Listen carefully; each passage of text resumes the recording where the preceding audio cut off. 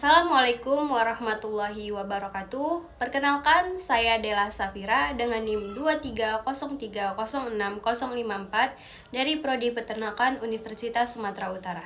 Di sini saya akan membuat tugas video mata kuliah Produksi Ternak Unggas dengan dosen pengampu Ibu Insinyur Tati Fidianasari, SPT MPT IPM. Di sini yang pertama saya akan menjelaskan tentang proses sintesis yolk atau kuning telur yang biasa disebut dengan proses phytogenesis. Nah, seperti yang kita ketahui, yolk atau kuning telur itu merupakan cadangan makanan utama bagi embrio yang terdiri dari kurang lebih 50% air dan sisanya itu protein serta lipid yang dimana rasio perbandingannya itu 1:2. Nah, lipid di sini itu berbentuk lipoprotein yang fungsinya itu dalam transport dan penyimpanan lemak. Ada beberapa komponen utama dalam padatan yolk, yaitu ada yang namanya fosfitin, yang dimana fosfitin ini sebagai pengikat mineral, lalu ada lipofitelin sebagai sumber energi dan pembangunan sel. Lalu di sini juga ada karbohidrat dalam bentuk polisakarida. Nah, proses phytogenesis itu berlangsung di hati, lalu hasilnya itu nanti akan dibawa ke ovarium untuk disimpan di dalam folikel.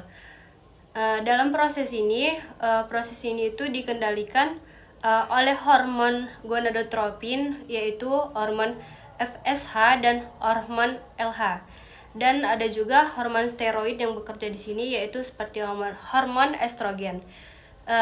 Prosesnya ini memakan waktu sekitar 15 jam. Nah, sekitar 15 jam sebelum ovulasi, kadar FSH ini nantinya akan meningkat, yang dimana ini akan menandai fase pertumbuhan folikel yang ketiga, yang dimana di sini kenaikan ini juga akan disertai dengan meningkatnya pengikatan FSH oleh ovarium, yang dimana itu menandakan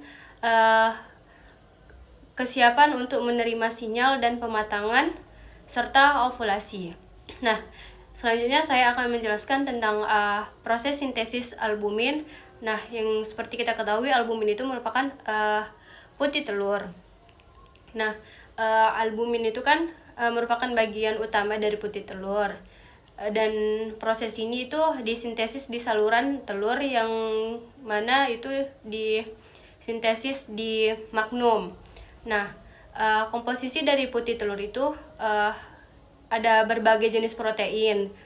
Proporsinya juga berbeda-beda, seperti ada ovalbumin, yang dimana ovalbumin ini di dalam putih telur itu ada 54%, yang dimana ovalbumin ini sebagai protein utama dan sumber asam amino untuk embrio. Lalu ada konalbumin. Konalbumin ini 13%, sebagai yang dimana konalbumin ini sebagai pengikat besi yang bersifat antimikroba. Lalu ada ovomucin, yaitu sekitar 11% yang berperan dalam viskositas putih telur. Lalu ada ovoglobulin, yang dimana proporsinya itu ada 8%. Lalu ada lisozim 3,5%, itu sebagai antimikroba. Lalu ada alfa dan beta ovomucin, yaitu sekitar 1,5 sampai 3%, yang dimana ini memberi struktur sel.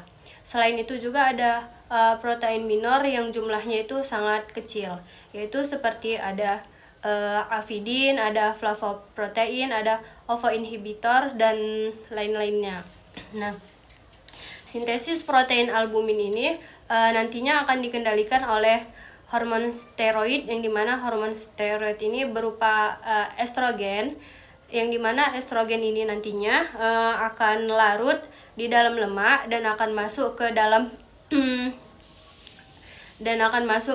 sel oviduct. Lalu di dalam sel oviduct nanti si estrogen ini nanti akan berikatan dengan dengan reseptornya, yang akan membentuk kompleks hormon reseptor.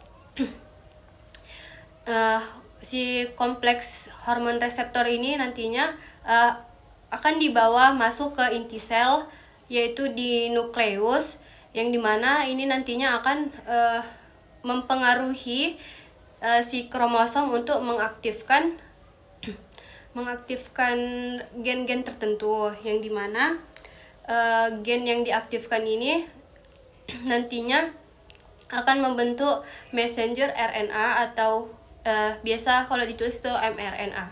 Nah, si mRNA ini nanti keluar dari si nukleus untuk menuju ribosom. Yang dimana nukleus menuju ribosom itu untuk ditranslasi menjadi protein spesifik seperti ovalbumin.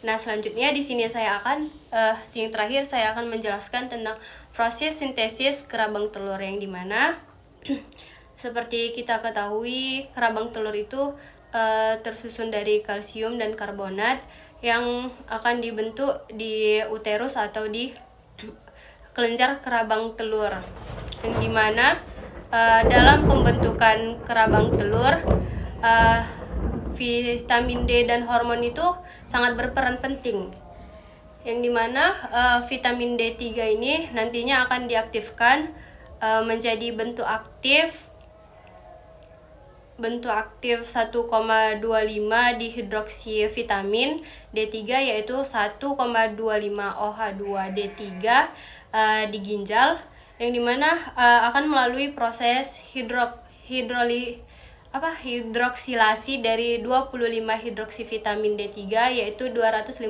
HD3. Nah, lalu nanti si hormon estrogen dan progesteron serta prolaktin akan mengontrol aktivitas enzim 250 HD31 hidroksilase tadi, yang dimana